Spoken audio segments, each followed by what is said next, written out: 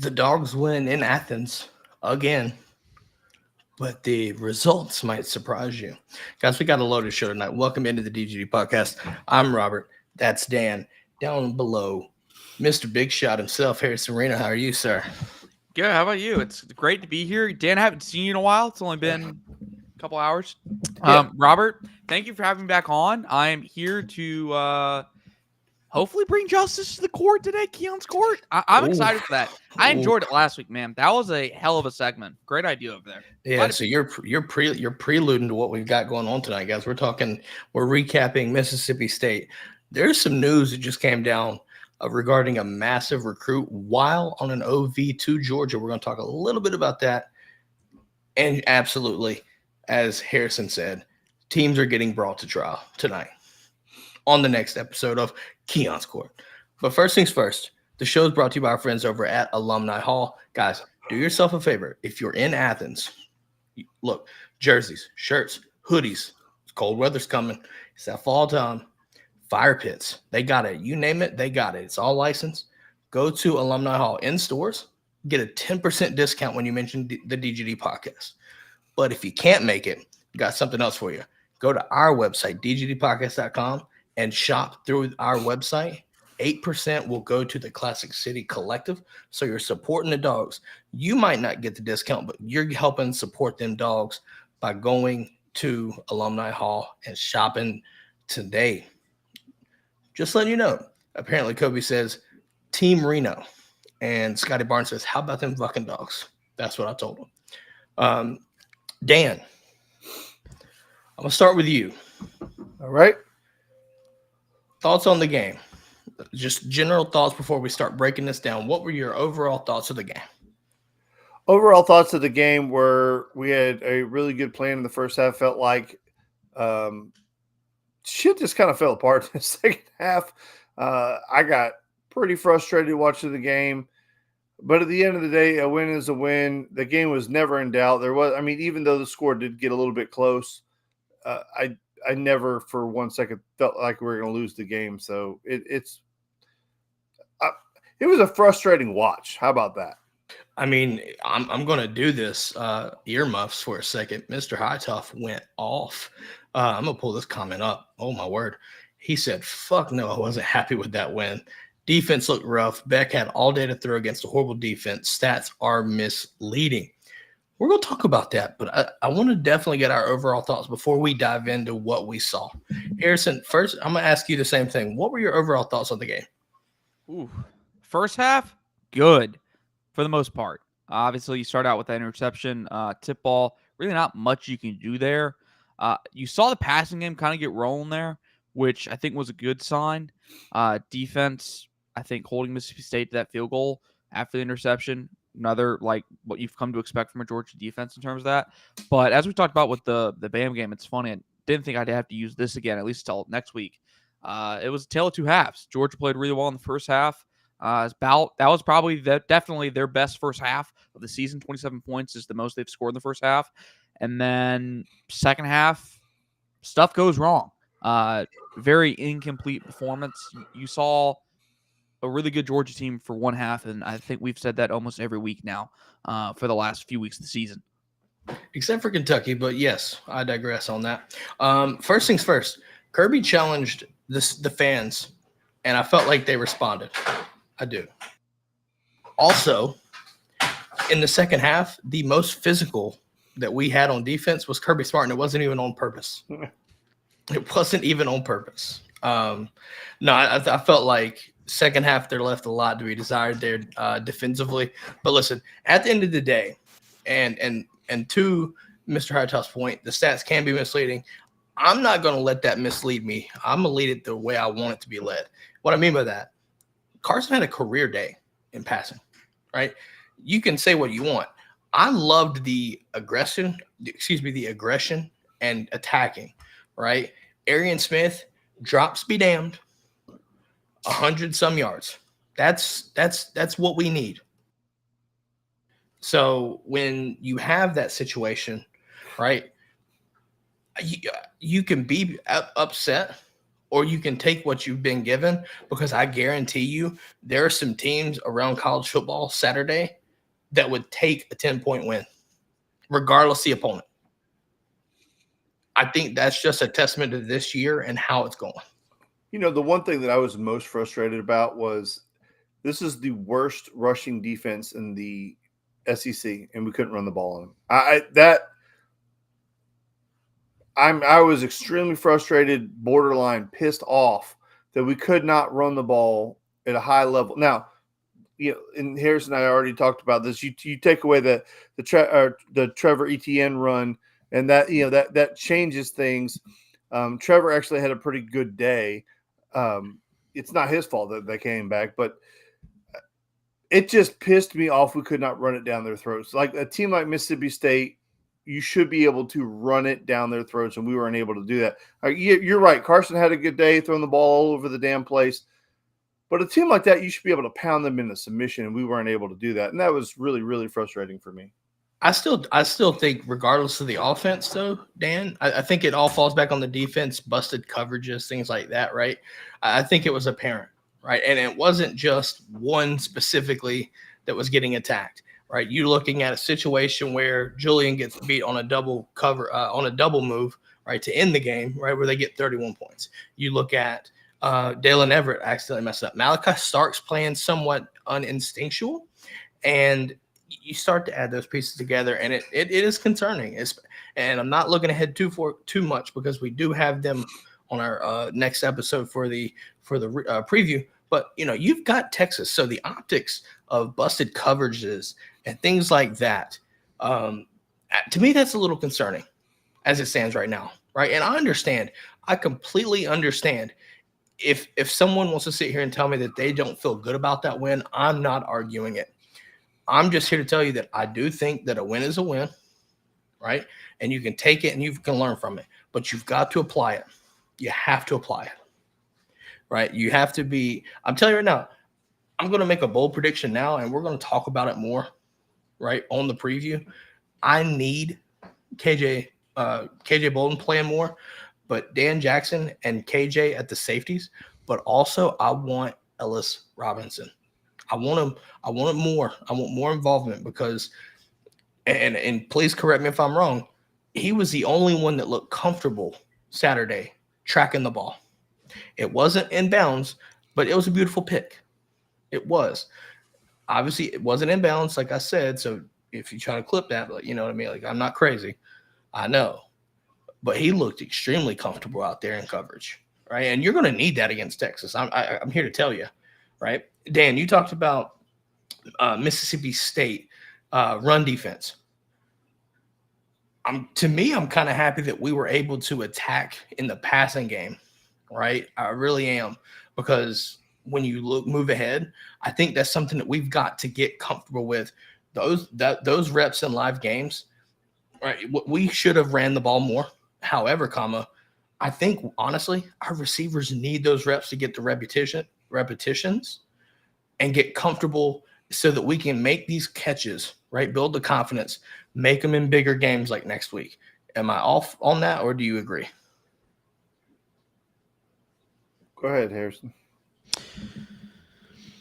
It's tough because I think the struggles in the run game haven't been, I guess, forefront in my mind. I don't think Georgia's going to win these big games with its run game. I just don't.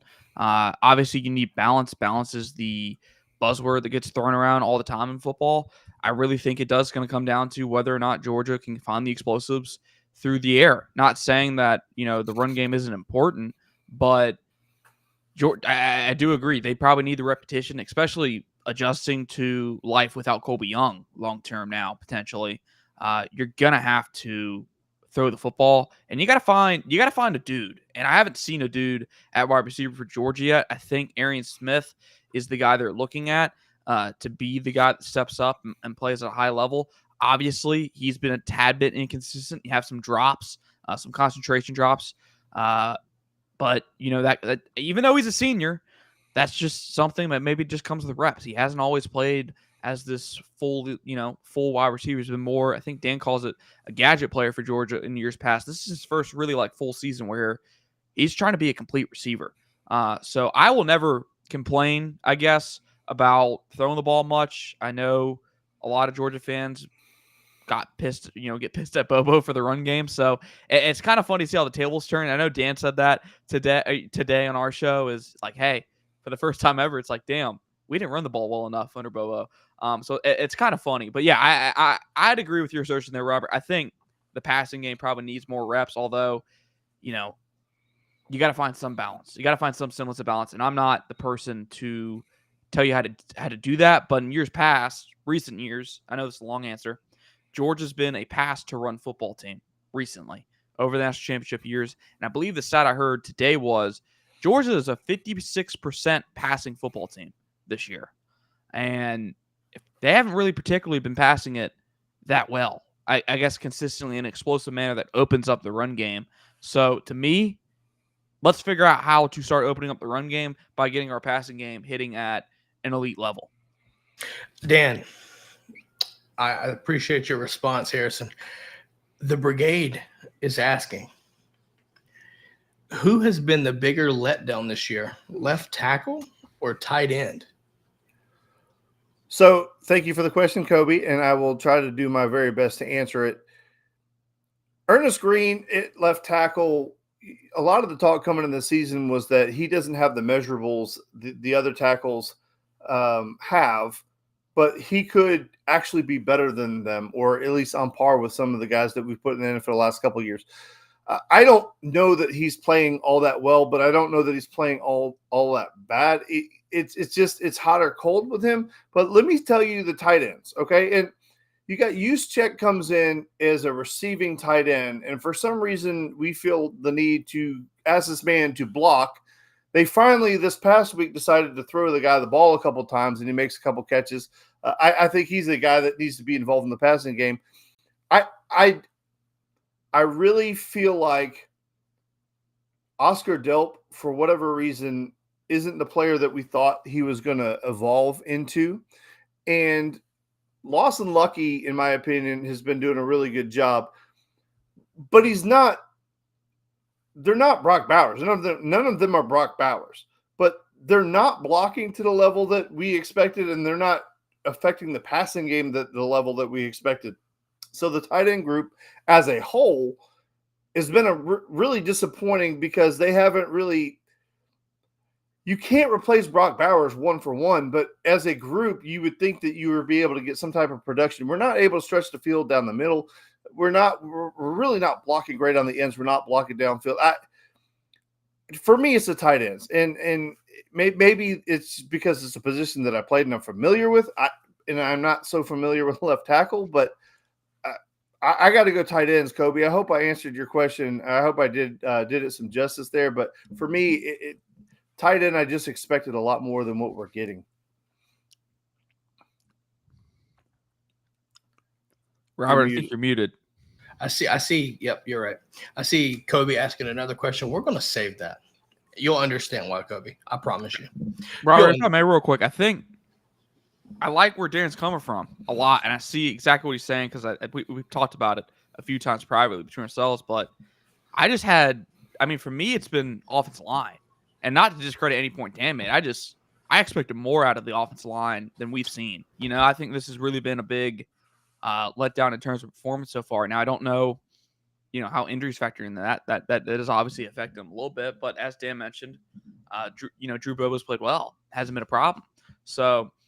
There's always going to be a drop off, as Dan noted, when it comes to finding somebody to replace a guy like Brock Bowers. But to me, it's just, if the offensive line's playing great, the issues at tight end, I don't think are, magnified, especially in the run game in terms of blocking. To me, I think it's offensive line, but I certainly get where Dan's coming from in terms of, hey, the offensive line, the tight ends went from being our, biggest targets to now being third choice. Third options. I think the running backs get more looks than they do in the passing game at some points. I think you're right. I think to be honest, though, the Lawson Lucky is one of those. But I like the I like the involvement, right? Because I mean, he got the touchdown, he got one of them. But at the same time, you look at Jurasic, right? Like I had high hopes for him, but it just seems that the speed of the SEC play and really how we play at Georgia, I feel like he's thinking way too much. I really do, and that right there, when it comes to in crucial moments of big games, because these games that we've been playing, Alabama, you got Texas this week. Those are huge games, and you have to be precise. And that's something that the whole team needs to work on. I'm not singling out one specific, but you've got to get better sustaining blocks, things like that. And that's just where I'm at with it, right? We bring in Keon here. Keon. Hello, everybody. Ooh. Hello, Harrison. How's it going, Keon? Your Honor. Doing good. You still keeping up with the Fade Keon? I actually have not checked the picks, but I'm sure you have an even record. Do we need to take a pause? Let's jump right into it, Rob. Well, I guess this is an organic transition, if I ever heard one. With that being said, for the week 7, I picked the wrong week to come on here. It sounds like. Oh, dude, this must have been premeditated. We're gonna get onto that. Juan went 7-3. Oh boy. Keon went 10-0 with 10 points. Kobe went 7-3 with 11. Old buddy hit both his lock and upset. I went 6-4 with 6 points, Dan. Me and you were together, and then the Brigade got 8. Now, I'm telling you right now. Hashtag Fade Keon. Wait a minute. I'm telling you right now. If you have been watching this show this season. Dan is slipping. Wait a minute. Hold on. Wait a minute. My little man Jaden is killing it, guys. He only missed the Missouri Tigers last week. If not that, he is perfect. Absolutely perfect. So where's everybody as far as for the season? Excellent question, Keon. Here we go. Juan is 50-30 with 47 points. Keon, you are 55-25 with 65 points. It is a 3-way tie for points with you, Kobe, and Dan. I'm right behind with 59 points, 53-27 records. Brigade is 54-26. Like I said, we are trailing a 6-year-old. He has carried the Brigade. Now, if memory serves me correctly, the last time that we had Harrison here, I was trailing by a lot. By a lot. But I got off to a ridiculous start.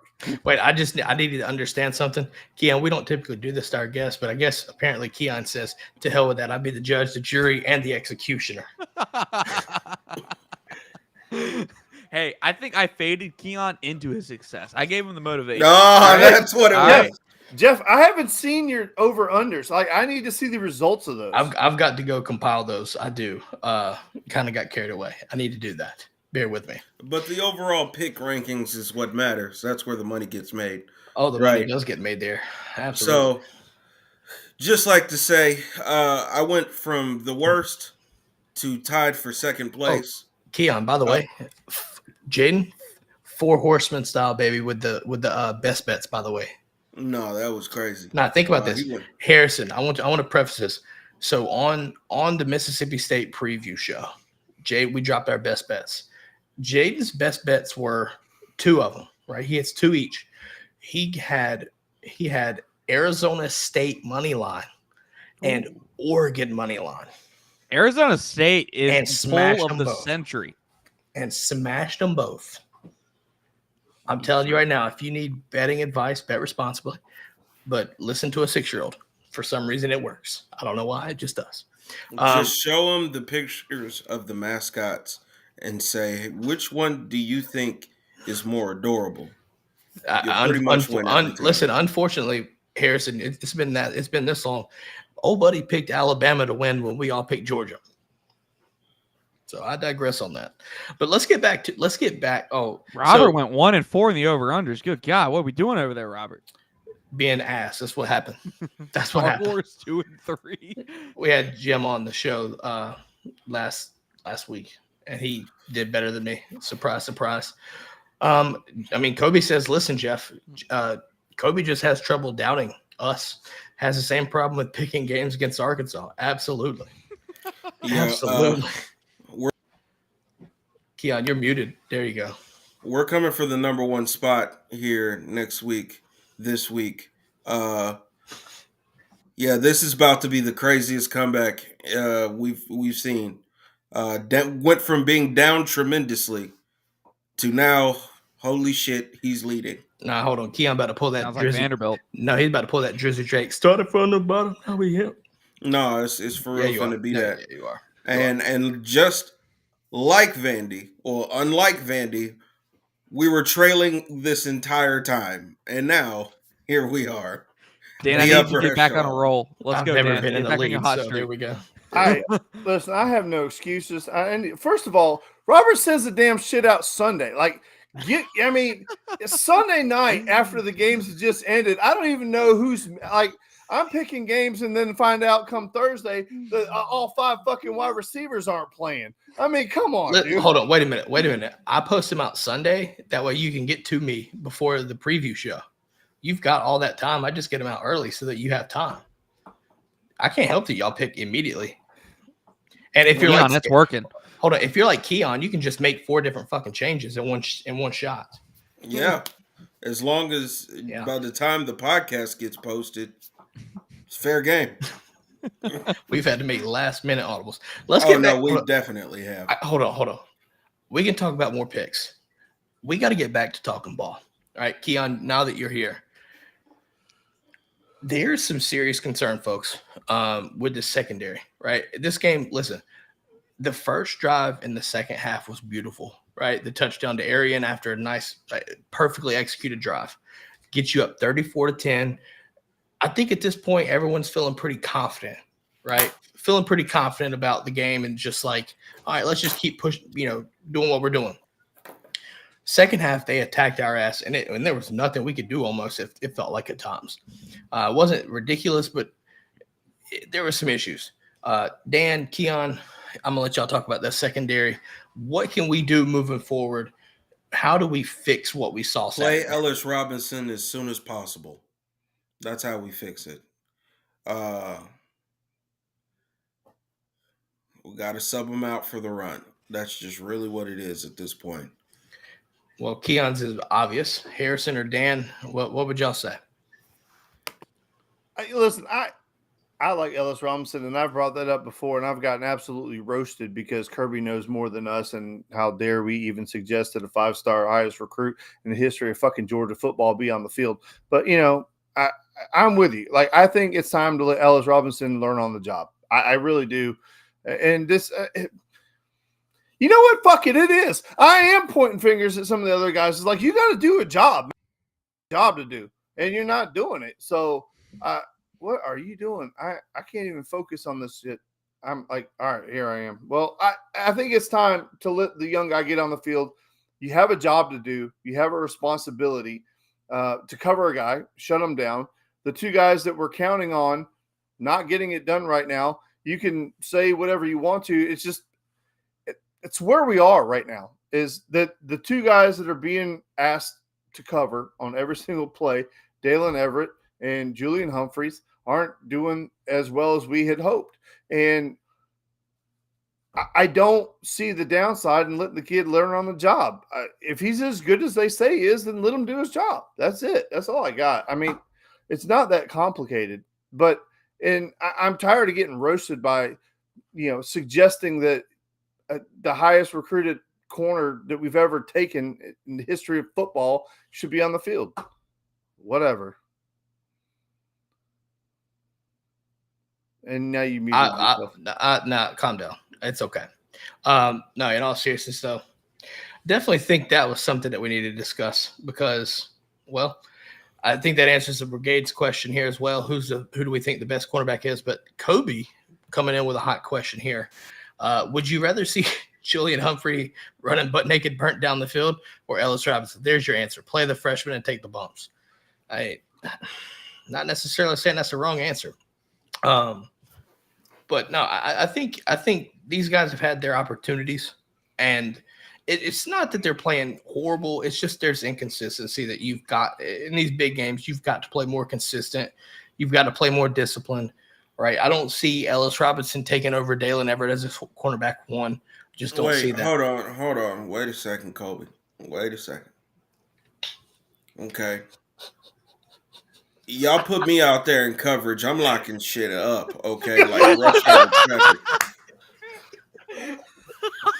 Okay. We are getting all of the pass interferences, okay? We are getting, as soon as you jump, I'm sweeping them legs, okay? We about to make you break dance live at 5 on the field, okay? Right there at that 40-yard line. Is this Cobra? Is this Cobra Keon? I'm trying to tell you. Not fuck a Cobra Kai. This is Cobra Keon. Yeah, I'm telling you, we are finna bridge a wide receiver as soon as his feet leave the ground. Okay, it is over with. You better watch out, though. You're going to get a targeting penalty on that. Fam, I'm finna be on my Grayson Allen, okay? From start of the game until finish. Okay, that best wide receiver you got, he is not finishing the game. No, sir. Listen, we're not He Tennessee came here. onto the field. I took that personally. Okay? Calm down. We're not Tennessee. All right, calm down. I'm telling you, you about to spin on your head fucking with me. Okay? That is no. As Dan would say, Jesus Pete. See, listen, you know what though? If I'm gonna go back to that question, I think we need to put Dan at cornerback because we put his ass on an island and he delivered. All right, Yeah. simple as that. We put him on the island, he delivered. I do want to talk about some good stuff, guys. We've kind of harped on some negative. Let's talk about some good stuff, right? There is some real good stuff that came out of this game. Anthony Evans. Woo! Yes, sir, finally. I need a big game out of him. Yeah, you damn right, Tyree. No mercy at all. We are full blown, okay. LA, 5 p.m.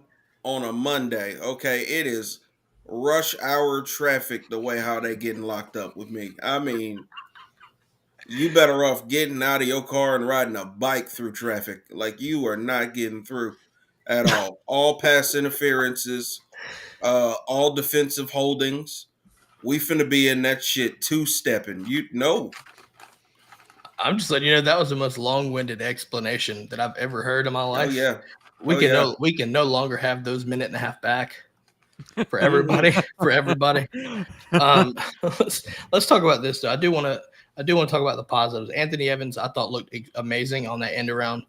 Guys, if we're talking about if I'm talking about the positive, Mike Bobo was in his bag. Mike Bobo was coaching drunk, and I love that. Okay? Not all the way. It definitely wasn't all the way. But we did see some stuff that we hadn't seen before, right? Looked creative, efficient. By the way, we didn't fumble the ball, nothing like that, right? Executed well and created some shots. That's the shit you need to do, right? Moving forward. Get creative because I felt like, and we talked about this before, Georgia felt like they were predictable, right? We don't want to be 2019 again. Be not as predictable, right? Do your stuff, do it effectively and do it good. But you gotta switch, push stuff around and can't be too predictable. And I definitely saw that. But also, hold on, fucking Drew Bobo, buddy, dude. I'll tell you right now, effort can win ball games. Okay, effort can do it. The fact that I saw Drew Bobo moving as fast as I did with that much effort on that end around to Anthony Evans, I was extremely happy with that because that is what you want to see, period. That's what we strive to see, that kind of effort, because that kind of effort will dominate people. I think that's one of the things that's been missing, and hear me out. We have been recruiting at such an elite level that we have all these 5-star kids in who've been told what their entire life, how great they are. Okay. A lot of these 5-star kids, and I've been around a handful of them, they don't work that hard. They're just born with this ability to be better than everybody else. Some of them do. So Caleb Downs works his fucking ass off. I'm not saying they don't, but some of them don't. And some of them just rely on this God-given talent. But look at some of the best players that Georgia's ever had. David Andrews, David Pollock was not recruited that high. I mean, a lot of these guys that have played Stetson fucking Bennett, baby. Yeah, there we go. But I'm saying, like, there is something to be said about a kid that has athletic ability but has this massive chip on their shoulder, right? And I think that's one of the things that has been missing with this Georgia team is, I mean, who do we keep talking about? Who do we keep saying is this great star, this like bright light? Is Dan Jackson, a freaking walk-on, because he has that chip on his shoulder. He knows he has to work his ass off every single day or he's not going to be on the field. Fam, he is the walk-on of walk-ons. Okay? Right. This guy got accepted to the University of Georgia as a student and walked into Kirby's office and was like, hey, me play football for you. You know, and made it happen. But no, I mean, I'm telling you right now, Dan Jackson, just this season alone. Thank you, Kobe. Yeah, getting a shout out there for Kobe. This season alone, Dan Jackson is proving to a lot of people that he's eligible, and I think he's capable of playing on Sundays for a while. I think he has a Harrison Smith like NFL career in front of him. I know y'all saw this. To play specifically, he came out from the safety position like a fucking just shot out of a cannon down through the alley. Missed a tackle, but definitely pushed it outside. That's the first one. And then laid the fucking thumping on somebody. I think it was a running back. Those right there, dude, that hypes people up. Dude, ESPN solo shot of that. They were like, yes. Oh, watch this. You know what's crazy? I think him and Chas Chambliss probably have the most wildest interceptions I've ever seen in my life. Between them two. Yeah. You got Chaz catching a pick off of somebody's calf. and then you got Dan in pursuit. Somebody lays a hat on the ball, and the ball, while Dan is running, just literally shoots right into his arms. You could tell he was like, okay, and then just took off. Hauled ass. Well, while we're talking more positives, guys, our D-line, y'all can talk about Tyrion Ingram-Dawkins. I want to talk about Christian Miller. Yeah. Playing his fucking ass off. Playing his ass off. And violent, too. That's the shit that we need. Yeah. That right there with TID is going to fucking cook. What you think about that D-line, Harrison? I love me TID. I mean, you watch him on tape, you feel that dude's hands. You just feel it. I mean, I feel bad for the people he's chopping out there. Just feel terrible. I'm really waiting for Smil Mondon to get back because I want to see Jalen Walker doing what he does best, and that's playing off the edge. We haven't seen much of Jalen Walker and Mykel Williams up front, opposite of each other. We've seen them kind of play in for one another. Obviously, that is due to Mykel still ramping back up from his injury, but if Georgia can get Mondon back anytime soon and get him back for the year and have him healthy, obviously that unlocks Jalen Walker to play from his natural position, which I think is edge rusher. So, yeah, I love what the defense line's doing. Obviously, I think a lot of people are going to harp on the outside run. But as Kirby said, following, I believe it was the Auburn game, sometimes you just got to put a can of whoop ass and, beat the guy in front of you. No, I will say that. Can I tell you what I feel most cheated about? Like it's depressing. Like I feel so cheated that we're not going to get a productive year out of Mykel Williams. I had crazy, ridiculous hype. Yeah. Like I thought Mykel was going to put together a absolutely ridiculous year. And I just feel so cheated that we're not getting that. And this has nothing to do with him, right? I don't believe this is his fault. I believe I just don't think that ankle's right. And I think he's trying to do everything he can to play. I don't think so either. I don't think it's right either. And to be completely honest, to be really competitive with Texas, we're going to need the best version of Mykel. I don't know if we're going to get it. And I feel so bad because I feel like we're just getting cheated, Yeah, no, I'll say this too. I mean, we talked about I want to talk about Xavier McLeod. And honestly, Josh Jarrett did some good shit. Got some good first meaningful snaps too. Hell handed his own too. I was watching that too. But I want to talk about Carson Beck as well, guys. If I'm not mistaken, he had a record day. 459 yards, 2 picks. It counts as 2. That first one, the early one, that deflection that went just straight up in the air. It is a pick. I get it, but I just don't necessarily view it as something that's just a wild play, right? It's still a pick. I understand, but so 2 picks, 3 touchdowns, and honestly, 36 for 48, so well over 50% there. I want that confidence. You need that confidence, right? Like him doing that and getting confidence, especially with the opponent going to Austin this week, is huge. It's fucking massive. It's absolutely massive. Build off of that. Build off of it. Yeah. Jeff with a question. Jordan Hall, will he ever heal and play? Yeah, he will. He's getting there. He's working hard. I promise you that. I think, obviously I think Kirby said it this week. He's one of their top leaders, alpha leaders, and, it sucks not having him on the field.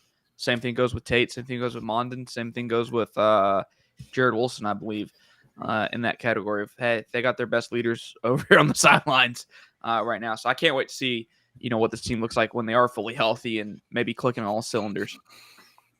Hightoff said Beck's second pick was a horrible decision. He blamed it on a phantom PI. I think you have to look at the all-22 on that. He did mention that in the post-game presser. I did question it at first, right? I think that's something where you have to look at the all-22 on that, Jeff, before I'm going to sit there and criticize anything. Because TV tape, listen, even if it was, I still thought that ESPN and the broadcasting could do better. That's just me. But so we've got let's talk about this. Out of everyone here, what was the one step to success for this game?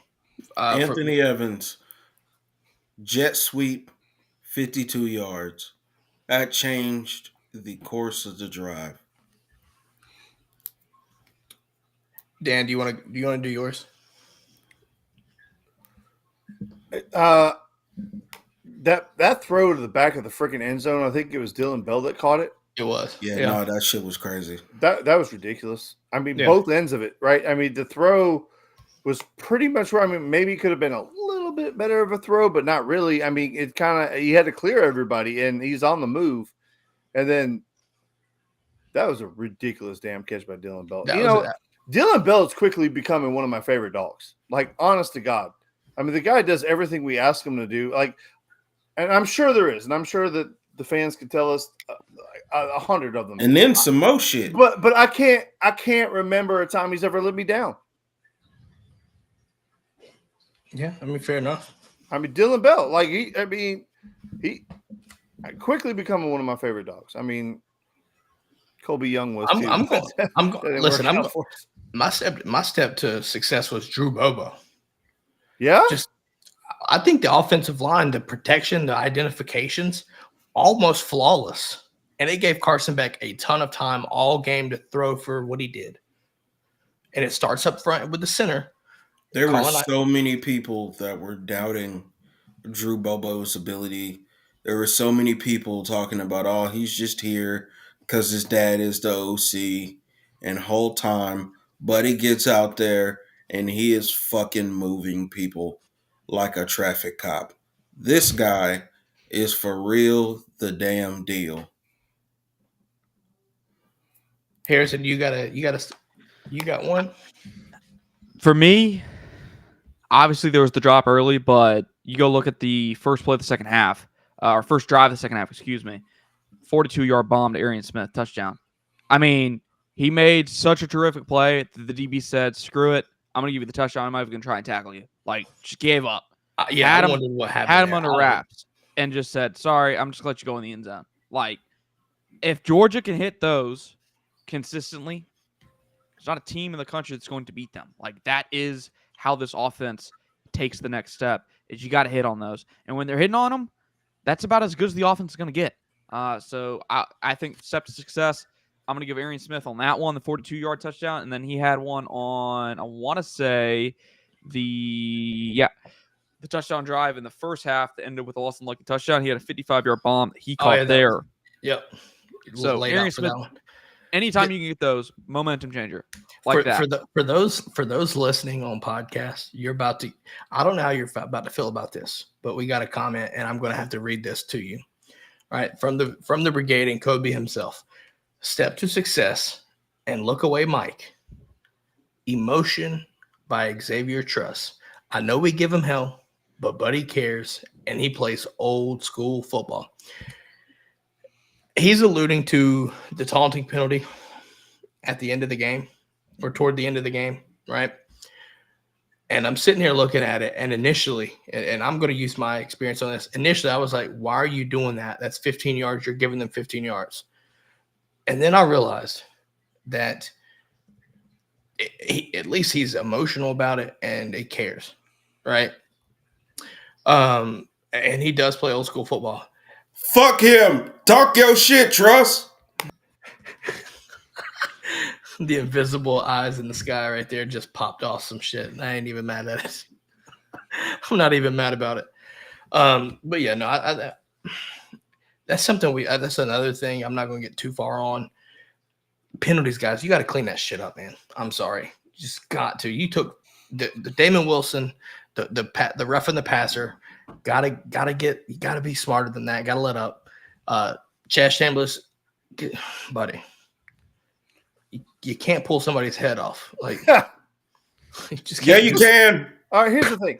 Not all penalties are created equal, right? Not all penalties are created equal, but the problem is that this Georgia football team is getting penalties at really inopportune times. I won't go as far as to say we're probably one of the more penalized teams in the country, but we're way more penalized than we normally are. I'll tell you that. Hold on. So this is must talk about right here because Kobe does provide some context. Okay, Kobe does talk about Xavier Truss and justifying this, saying that you watch the all 22. He takes numerous late pushes in the back all game, never retaliates after the play. Right. So with that being said, the justification, give it to him. Let him pop his shit. Take the 15 and be done with it. I'm just here to say that. I'm okay with that. Would you agree? I mean, it's kind of like the Mark Richt just letting everybody onto the field against Florida. Not exactly 1-for-1, but hey, give me a little fire. We haven't seen much of that from Georgia this year in terms of like other than right before the half versus Bama, where Bama's on that sideline firing all those guys up a little bit. So yep. I'll never. I mean, when the game's in doubt. When the game's not in doubt, I guess I'm cool with it. You know, we'll live with it. But hey, if it's a one-score ball game, fire and ice, baby, yeah. Keep yourself in check. If it's in doubt. This off camera just yelling shit. The podcast viewers are going to be like, "What in the world is going on?" Motherfucking boomerang. He's Mufasa talking to Simba and the Lion King after Mufasa dies. This is Gordon. This is Gordon from Power Rangers. Zordon. Harrison. We are not fading Keon anymore. Hey, I'm putting all my chips on Dan this week. I'm gonna fade Dan into success. Fade Dan, new hashtag. Oh, there we go. He's gonna go from what was he this week? 7-3. He's gonna go from 7-3 to 12-0. You heard it here first. Oh, Jesus Christ. Sorry, guys. Dan is going to have the worst record out of all of us. Oh, no. Yeah, so let's see. Kobe, before I want to talk about recruiting before we bring some folks to trial, okay? Kobe says he agrees. Kobe agrees. Untimely penalties are much worse right now. 2 on that drive and ended in touchdowns. And also, man is halfway in his bottle of Henny in the background. Yeah. Let's do this. Let's talk about recruiting. Another massive list. And it's headlined by Elijah Griffin. All right. Birthday, might I add. Birthday. And then while he's still at Georgia, announces a commit date of this upcoming Friday. If you're a Georgia fan, you're feeling pretty confident right now. I'm not going to say 100%. But he's a dog, baby. Y'all have to start barking.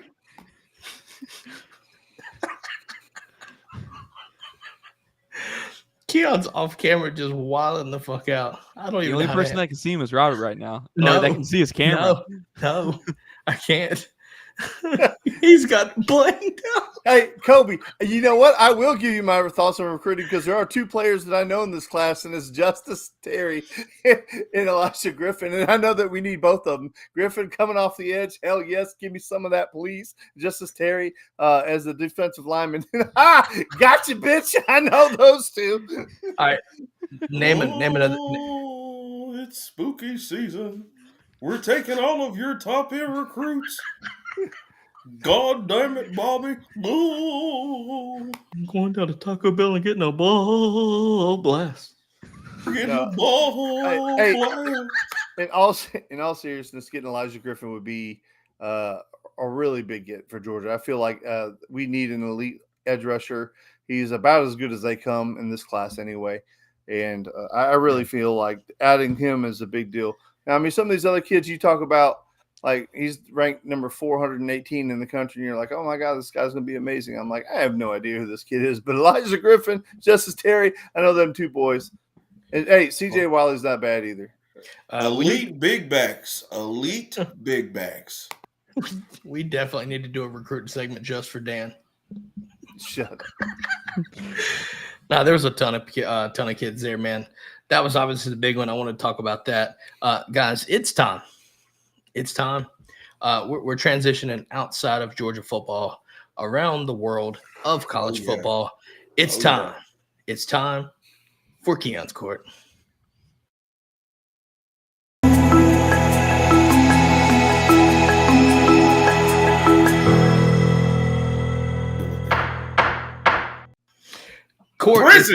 Court is in session.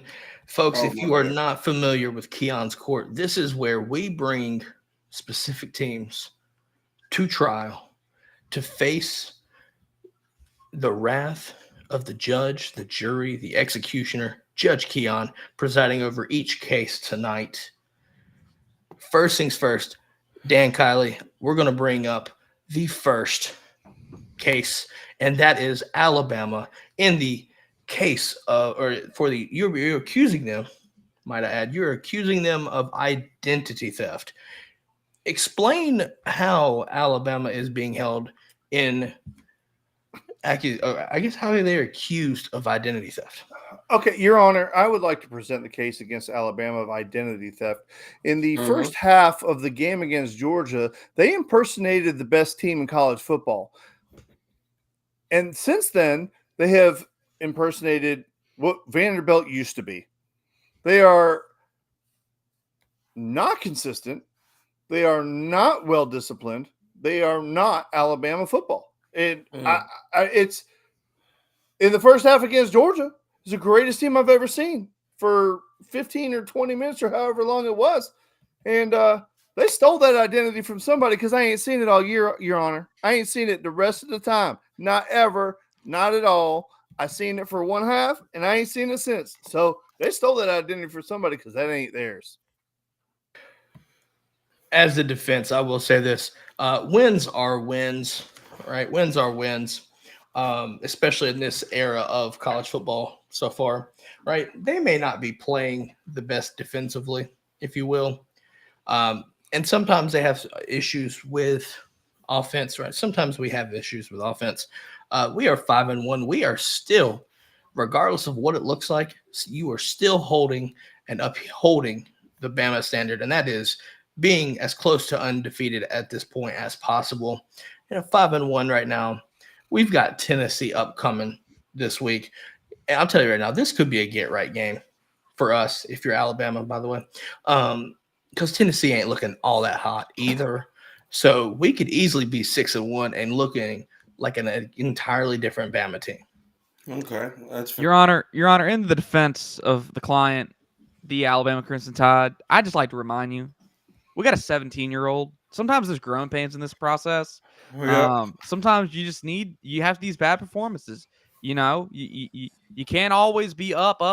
Sometimes you're gonna have some flat lines. All right. So I just like to remind you, we got the best 17-year-old in all of football. So go ahead and give my client some justice here. They're guilty for saying 17-year-old 3 times. By the Yeah. way, we turned over a quarterback to end the game. As one of the jurors are saying that was a lucky ass win. I digress on that. A win is a win. You can kiss my ass. The defense rests. Yeah, well, so that's one way of letting the naysayers know. With that said, I find Alabama not guilty. Okay. Oof, not guilty of identity theft. Next case, Missouri. We bring forth the charge of first-degree murder. Oh, Lord. As the prosecution, we have to address this. What they did to the University of Massachusetts, the Minutemen, right, the patriots, if you will, of this country, you murdered them on live television. And you had the motive because you lost last week. How dare you? Look their fans and their moms and their dads and tell them that you're sorry for what you did, because you know what you did, Missouri. You know damn well what you did. Your Honor, I have to object to that. UMass signed up for this game.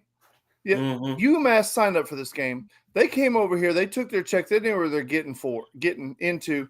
And you know what? We're all big boys here. It's a game of football. They decided to show up. They decided to play. Yeah. We just played better, Your Honor. It's not our fault. They suck. Did the fourth quarter consist of an accelerated clock? Because that matters. Apparently he pleads the fifth, Your Honor. By the way, it should not matter. The scoreboard tells me everything I need to know. Just look at the score. That is first-degree murder. It was obviously premeditated. Sir, what was the final score? Sir, you should know this because you committed the murder. You should know. Objection, Your Honor. Sir, Your Honor, the score was objection. The score was 45-3. 45-3. That's not murder, sir. That's not murder. In the defense, my client said, Eli Drinkwitz said during the week that they're going to have some good competition. They did not expect this to be 45-3. It was not supposed to be a splattering. We expected competition. We didn't do it.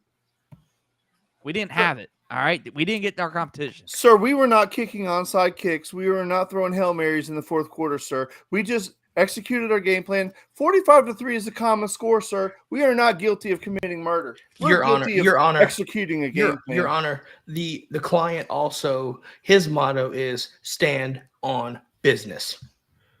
What does that mean? What does that mean? What does that mean? I'd like to enter this into evidence. Drinkwitz said ahead of the week that they're better than their 1-4 record. Coach Brown over there is objection, Your Honor. Strictly hearsay. Competitive nature. Well, objection, Your Honor. Strictly hearsay. Yep, from Eli. Yeah. Yeah, Missouri, y'all did that shit. There's no other way else to look at it. Y'all are 100% guilty. Next time, throw an extra 100,000 in there if you're going to beat them by like 4 scores. What happened? Or 6. Or 7. I mean, Jesus, y'all. This is weak ass shit, Your Honor. Weak ass shit, Your Honor. Is the verdict in? Yeah, they're guilty. I'm not gonna lie to you. They're guilty.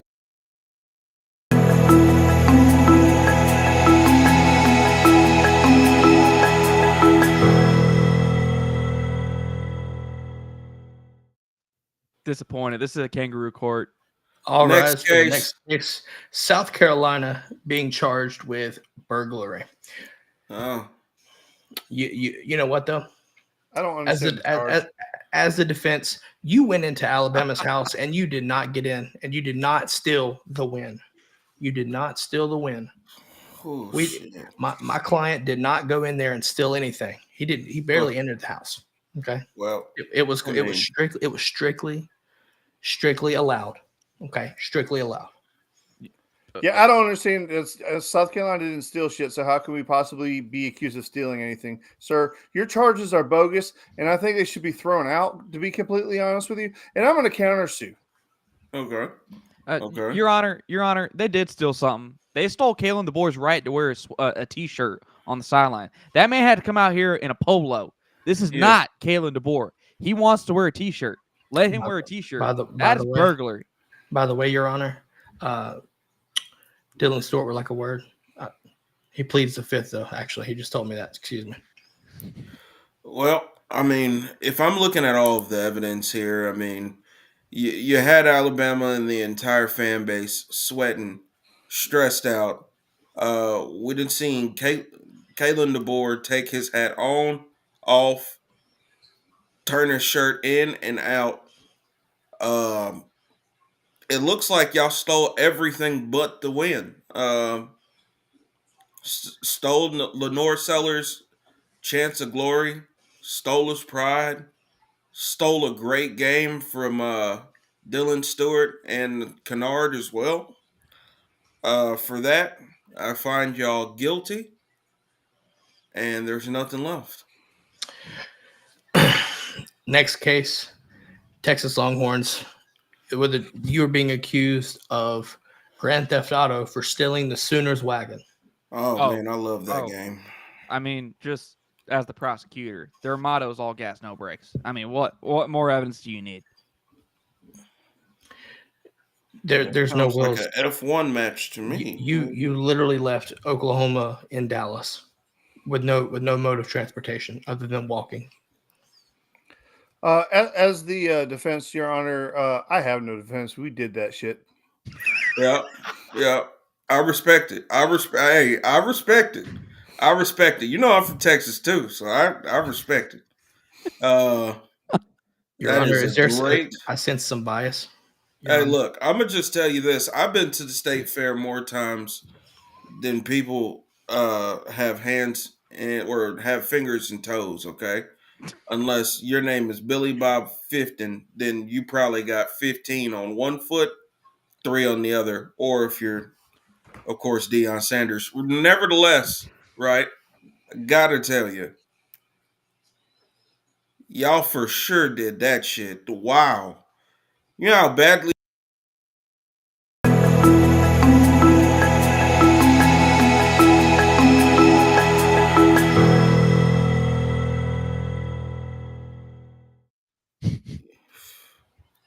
Texas. Finally, a good verdict in here, man. Yeah, y'all did that shit for real. That was all rise to the next case. Utah Utes for illegal dumping. If you're not familiar with what that is, that you are dumping trash called midnight dumping. Late Friday. You just dump trash because Utah is trash. Your Honor. Cam Rising, the 8th year Van Wilder, the Mormon Van Wilder. Objection. I think this needs to be thrown out of court. There was a magical 6-year-old that picked against us this week. And if I remember correctly, he's undefeated on his best bets pick. I think this needs to be thrown out. We should have known. Everybody should have known. You know, the magical 6-year-old picks us. We're losing. Picks against us. Your Honor, that 6-year-old did not play Friday night. Okay. What about you, Dan? How do you feel about it? Your Honor, we live in the great state of Utah, and we come from a middle-class family, and we have green grass, and we take great pride in our grass, and we're all Mormons, and we love the good Book of Mormon, and we're good people, and we stand on business sometimes. Not always, but Your Honor, what? Might I interject with some breaking evidence in this case? Go ahead. This is our quarterback. This is our quarterback. Shit. Holy shit, it's worse than I thought. Is that Roots? Holy shit, it's worse than I thought.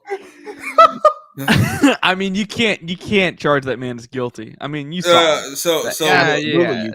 Here's my thing. Here's my thing as the judge. I gotta say, right? Well, what was the charge again? What was illegal dumping? He doesn't even remember the charge. Illegal dumping. Okay, so I wouldn't say that it was illegal dumping. So I'm gonna let you go on that one. But it was borderline soaking because y'all pretty much got fucked, but not all the way.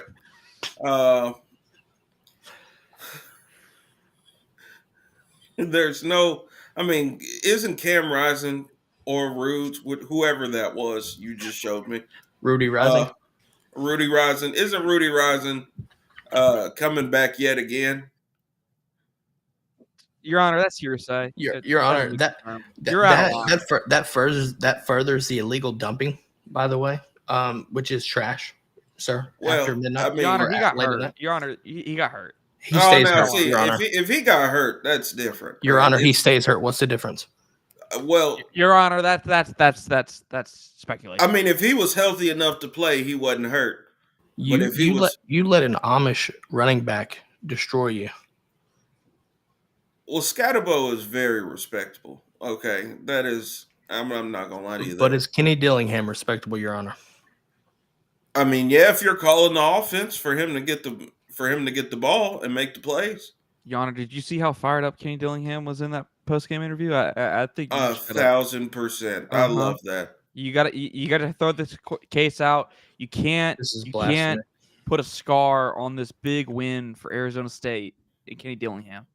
No, you're absolutely right, and I gotta agree with you there because, if I went to Arizona State, I'd be just as fired up as Scatterbo was after the game because I know how he's gonna celebrate. Trust me. But at the end of the day, it's all about getting those Amish donuts, Your Honor. Well, also, Scatterbo is also on my fantasy team, and I started him this week, so he went crazy for me. So, case dismissed. Your Honor, this is a mistrial. Go Sun Devils. This should be a mistrial, Your Honor. Last case for the night, Clemson Tigers. You're being charged with elder abuse in the instance of what you did to Wake Forest and the Demon Deacon. As the prosecution, 49-14, Your Honor, and it wasn't even close from the jump. You took an elderly, helpless man and you destroyed him for 60 minutes, Your Honor. It was an hour of abuse, utter abuse. Nothing could fix it. And you know what? You entered the home and did it. You did it to them. You abused him in his own house. Your Honor. Man. It's like bad grandpa, but not funny. Your Honor, in the defense, as the defense, I like to state that this should be thrown out because our head coach got abused on his own radio show by Tyler from Spartansburg. That should that's right. We'll never forget that. We got to remember that Tyler from Spartanburg should be the man on trial for this, not Clemson. Dabo Swinney's just trying to please the fan base, trying to keep his job. All right. Yeah. After what Georgia did to him, I mean, you have to respond. You respond or you perish. And they were about to perish into the obscurity that is the middle of the pack of college football. Your Honor, their head coach is a cult leader. Fake Joel Osteen. I don't buy anything that he says, Your Honor. I would not advise you to either, as a professional expert. Well, of course. They did it in God's name, image, and likeness, as as the jury said. That is a fake God. He is a cult leader. Well, wait a second. There's no cult about my Lord and Savior. So I gotta say this. Not gonna lie, Dabo, you didn't have to do that. But I haven't seen old people get abused that much since we saw Cam Rising play against Arizona State. Jesus. Now, with that said, yeah, Dabo, you did that shit. This is not.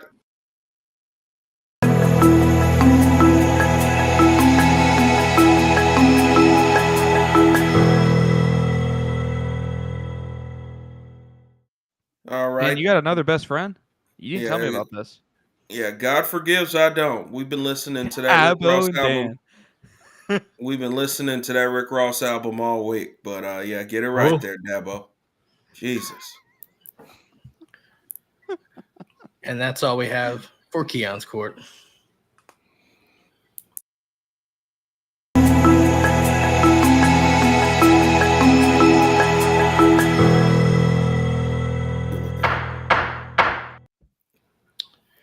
Folks, the crimes that were witnessed this weekend will never go unseen as long as we may live. But what a good game of college. What a good week of college football. What a good week. And it's only going to get better. Yes, absolutely. We haven't done this yet, but if you liked Keon's Kourt or you like what we're doing on the show, make sure to drop a like. I guarantee we've got too many viewers not to have the likes that we get. All right, hit that like Not button. even just that. Drop a comment on who you want to be brought to court and on what charges. Yeah. Let us know. Be creative. Felonious or not. Yeah, we will. Well, Keon will be the judge, the jury, and the execution. Shoot him down, bucko. Anyways. Yep. Let's wrap this up, gentlemen. Final thoughts on Mississippi State. We're going to put that to bed as we move ahead to Texas. Any final thoughts we want to talk about? Fuck them. All right. The only issue that I had with this right here is that we didn't have Keon behind the camera, just screaming. Right. Yeah. Wait. Hey, here we go. I can get. Fuck him. Okay. Everyone won't give a fuck about that sorry sack of shit. That is not America's bulldog. Okay. His name is Boom, and he is in Athens. Okay. GA. That's where we play. Not down there in Starkville, Skidmarkville. Hey, my only problem is the only Boom in Athens on Saturday is a dog. Nope. Dan Jackson. His name ain't Boom. No, I'm saying there was two. You totally missed it. Never mind. That just went right over your head. Sir, part of it was I had my prerogative in mind. I'm sorry. I need to do better. You're right. I need to do better. We're missing Coach Boom. Yes, we do. I agree now. I didn't think about that. Now that I heard it, I understand. In the arms of an angel. I guess my final thoughts, to put it succinctly. Fuck you, Harrison.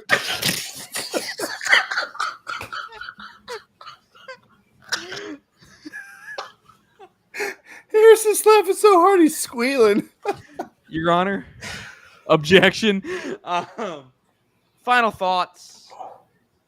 I don't know if I've seen a week where the scrutiny on the defense is going to be louder than the offense. We're in new territory this week. And to the judge behind the keyboard, we appreciate you for being here tonight. My word. As Juan would say, I'm not elite tonight. I'm not. Yeah. Sorry for all the laughter. We hope you made you laugh though. With that being said though, Harrison, Dan, where can they find y'all? If someone were to just scroll upon this and just happen to I want to follow these guys. Where can they find YouTube? Top Dog Dan? Talk on YouTube. You can follow me at Dan Carly 3 on Twitter. Harrison? At Harrison Reno, and like Dan said, Top Dog Talk Podcast. You can see Dan's beautiful face solo shot throughout the night, live Monday, 7:30. He hates the solo shots. But we do it anyways to change up some views, kind of like we did tonight. Shout out Robert for bringing the solo shot propaganda over here. Love to see it. Keep doing it, my friend. Do that shit if you want to lose. We didn't even get to a possible Dan rant on Kirby Smart and the backlash from him pushing Van Buren, but we'll save that. I think they would just have to archive that without doing it. But fuck either him way, too. folks, that's all we've got. Wherever the voiceless one or the voice for the voiceless is, please let them know what to do. The voice for the faceless is what he's beating right now. Fair enough. Fair enough. Follow us. Make sure to like, follow, rate, subscribe, rate, review, all that good stuff. Horns down, dogs up. Let's go. Can you tell who it is? Just letting that be known. But with that being said, that's all we've got for you. I'm Robert. Those are the voice of the face. Keon. Voices of a boy. I guess we can look at No that. dogs. We'll look. No dog.